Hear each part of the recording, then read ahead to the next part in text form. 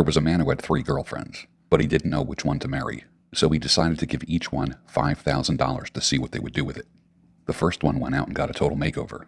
She got new clothes, a new hairdo, manicure, pedicure, and then she told the man, "I wanted to look pretty for you because I love you." Second one went out and bought new golf clubs, a CD player, an 80-inch flat-screen TV, a home theater, and gave them to the man. She said, "I bought these gifts with the money because I love you so much." The third one took the $5,000 and invested it in the stock market. She doubled her investment, returns the $5,000 to the man, and then reinvests the other $5,000. She said, "I'm investing the money for our future because I love you so much." The man thought long and hard about how each of the women spent the money. Finally, after thinking very hard about this, he decided to marry the one with the biggest breasts.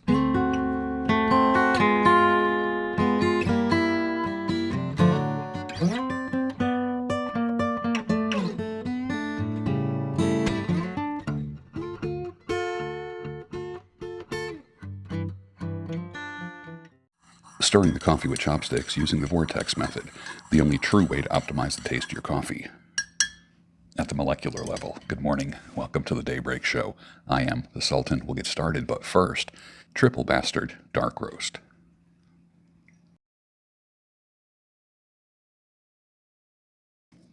Nice. Nice. Were you ever interested in a woman then you think, "There's no way I could ever afford her"? That statement has nothing to do with prostitution. Here's how to test a woman that you are dating, gentlemen, young gentlemen. Simply ask to see her unlocked phone for a second. So if she has to go to the bathroom first, or go through it first, or says later, or in a little while, or she refuses and calls you controlling or insecure, what that really means is she's talking to other men, spinning her options, in other words, cheating on you, and she needs time to delete the evidence. And there's no exceptions to that rule. Second thing is mention a prenuptial agreement. She'll try to frame the argument as the man not wanting to commit to her lifelong, the man not trusting her commitment. What that really means is she's marrying the man primarily for access to his resources, not out of genuine desire. This is a great time to slip in, women marry the lifestyle and not the man. Let's get real. Come on, someone has to tell the truth. It might as well be me. And number 3, observe if your relationship with her is public on her social media platform. Look at her close friends list. So your relationship with her is hidden. Her close friends don't know you. Her friends are random men and coworkers, and she refuses to make your relationship public. You know what that means? It means you're a placeholder. You're just taking a place until she can find something better, which means that she's still fishing while she's with you. Ever been there? Let me tell you how to unleash the winner in you. It is not through motivation. It is through discipline. I did not want to get out of bed today. Didn't want to do it. I hit the snooze twice. And then I just got out of bed because of guilt. I don't know why. I just didn't want to get out of bed today. Alarm goes off at 3:59 a.m. It's now 5 o'clock. I just kept hitting that snooze, man. Then I came down, made coffee, spilled my first cup of coffee because the pour-through thing didn't sit on top of the cup properly. That was fun. That took 20 minutes to clean up. It's not motivation. It's discipline. You just do it. You get to the gym, regardless of how you feel. Remember, emotions are your enemy and sentimentalism is a trap. I don't feel like going to the gym right now. Of course, you never feel like it when you're in bed and you're warm and it's dark and you can go back to Luli land. It's discipline, not motivation. We don't need any more motivational speakers. We need discipline speakers. Gentlemen, get yourself a fitted microfiber sport coat. It always elevates your image and commands respect, and it shows respect for the people who are hosting an event that you decided to kind of like come up a level in the way that you look. It kind of makes you that guy wherever you go. Add a beard to that, and boom, land the job, close the sale, and get the girl. Sometimes one has to clean the house on social media. And as you know, I'm building a strong community of like-minded men who have identified their issues or are interested in identifying their issues. You work on those issues. You overcome that shit. You stack your cash. You lose weight. You muscle up. You create and maintain frame, regardless of your relationship status. And you have a general mindset of hope, positivity, and optimism. The loser mindset gets punished very severely here. The winner mindset gets rewarded. And what did I say is the winner mindset? It's through discipline, not motivation. So get on board with it or not. Do you need a guest on your show regarding men's issues, widowers, leaving a marriage or a relationship, bouncing back after a breakup or divorce, or even beards and men's grooming? Just message me. Usually whoever has me on a podcast, whether it be a YouTube channel or a audio podcast, that podcast or video does really, really well. I definitely can help elevate your brand or contribute to its elevation. I was thinking about all the cosmetic procedures that women get that make them look okay in the short term, and then it all catches up with them. I've been on this earth long enough to see this happen. It's almost like they made a deal with the devil and there's expiration date. Like, you can look pretty up to this age. And then all of a sudden, the aging isn't so graceful. I've seen it a million times. I've dated them, but you can't tell them. We're pretty quick as men to say, honey, I love you the way you are. You look beautiful with no makeup. You don't have to do that. But they're obsessed with their looks. That's always a sign of trouble in the future. They're all quick fix junkies and perpetually unhappy children who get bored with everything from their face, their body, and you. That's from decades of observation.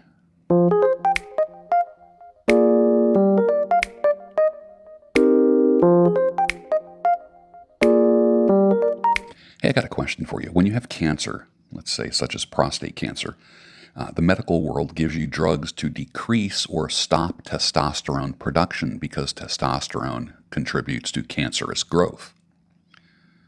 So here's my question. Will all these guys who are taking TRT, putting shots in their ass every week and all kinds of growth hormones and this kind of thing, is there going to be a wave of cancer in the future with these guys who are just all putting T in their bodies? And we all have rogue cells in our bodies, just like wild cells. Everybody has a cancer cell or two or 2,000 in their body. So is the excess exogenous testosterone feeding that cancer, or will it feed it in the future? Do you want to put your health at risk just so you can hear another man say, sun's out, guns out? Am I right? It's really weird. The first thing I think when I buy a motorcycle is what Corbin seat I'm going to put on it. It's almost as if the seat is an afterthought when they design motorcycles. Most stock motorcycle seats are crap. I mean, you can't even ride for an hour or more. You got to stop. I mean, you should stop anyways, but the reality is some of these seats are just like, what were they thinking? They're kind of like prostate and private part torture devices. What the heck is going on with these things? Well, we made science political. The weather is now political. Of course, climate change. Medicine is now political. Remember, trust the science. Every workplace is now political. Dating has become political. If you're a man who's out there dating, you've seen no Trumpers, no MAGA, all this stuff. Church is now political. Eating meat or not is political. Is there anything that's apolitical anymore other than the red pill? Tell me. List it below. And why do women love red pill channels and red pill teaching? You know why? Because they have brothers, sons, fathers, male co-workers, male friends that they care about.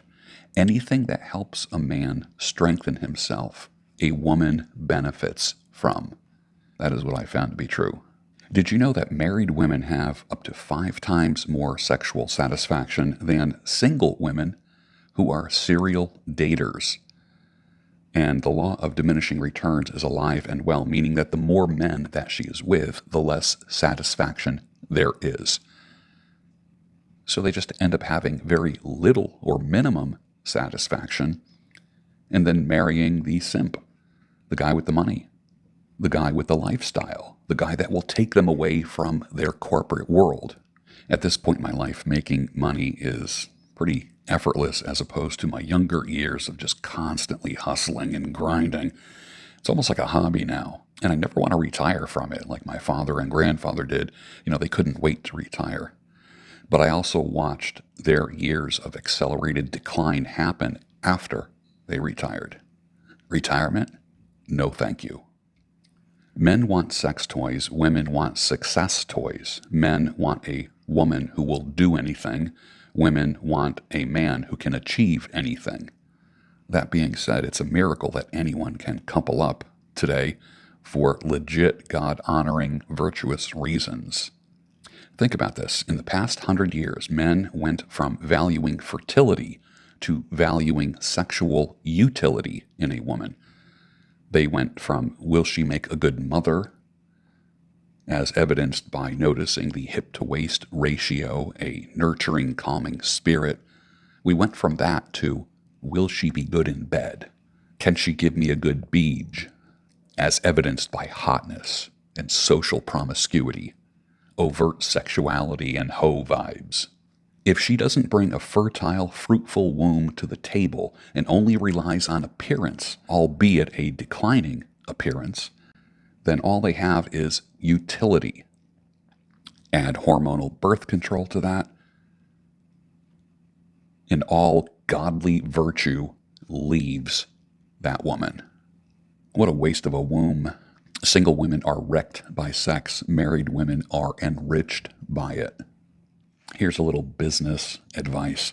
What is a mountain to one person is just a phone call to another. An example. I personally know a professional who, if you wanted to meet with him, pretty well-known person, if you want to meet with him, it would take 6 months to a year if they think you are worth their time, and it would be only for 5 or 10 minutes. But me, I can meet with them with a phone call, with a text. If I say, hey, I'd love you to meet so-and-so sometime this week, do you think you can make that happen? And it will happen. Hence my statement, you are one person away from the one person that can change your life. Who do you need to meet? It's not always the decision maker or the mover and shaker that you need to meet first. Maybe it's their friend, their partner, their associate. Like I had said, what is a mountain to one person is just merely a phone call to another. Just a little reminder for guys who have gone through breakups. The bond that you had with your nice Christian gal was completely broken the very minute that she was with another man.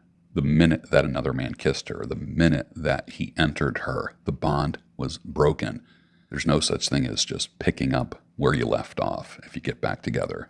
Stop trying to fix what someone else broke, and that just spoke to somebody.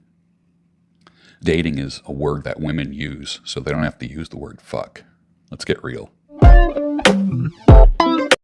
Dating is nothing but fucking. Dating sites, fucking sites. You're a whore. I will tell you how misogynistic my work is. Young women write me often inquiring if I know any young men their age that still want to be married. That's how misogynistic I am. Younger women, when I say younger women, I mean in their 20s and 30s, tend to believe and they perceive that this channel is kind of like the clearinghouse for solid, virtuous men. That's a compliment for me, but also to be a gathering, a town square for virtuous men is pretty cool. It's mid-September, gentlemen, so start your beards, or start growing them out a little bit. For your reference, what you see in this picture is a 1 month, a 3 month, a 6 month, and a 1 year beard. And oh yeah, women do hate big beards in the long run. They like shorter, well-groomed beards, but big, old, long, ZZ Top things. In the long run, I don't think most women, I'll say not all, but most, do not like the big giant beard. Not that you grew it for a woman to begin with. But women are fairly beard curious, but it ends there.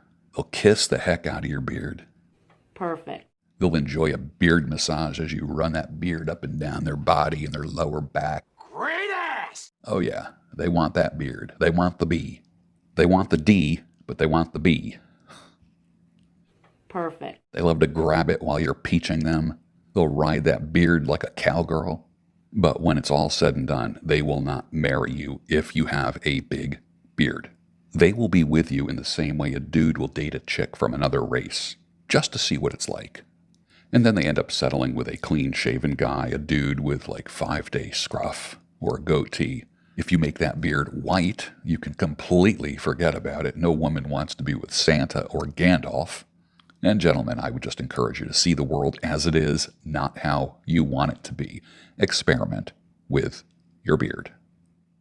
Today is Thursday. I think it was on Tuesday morning. I'm looking out the window. I got up at, 3:59 a.m. I'm looking out the window, the front window of the house.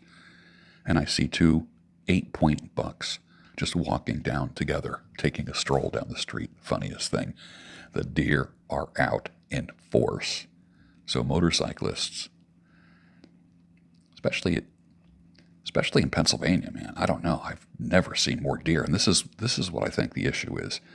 Men aren't hunting the way they used to. So there's a huge deer population that has exploded because people are afraid of guns and women don't want a gun in the house and all this kind of stuff. And I was coming out of the Van Gogh room last night and there was an entire herd of deer in the backyard. They startled for a second, and then I started talking to them, and they stayed. They relaxed. I threw out some apples for them. How are the deer where you live? I know where I live, just outside of Philly. This area is just loaded with deer. And with that, finish your coffee, and I'll see you on the next Daybreak Ho. Daybreak Ho. Did I just say Daybreak Ho? I'll see you on the next Daybreak show, your home of sanity, clarity, and reason.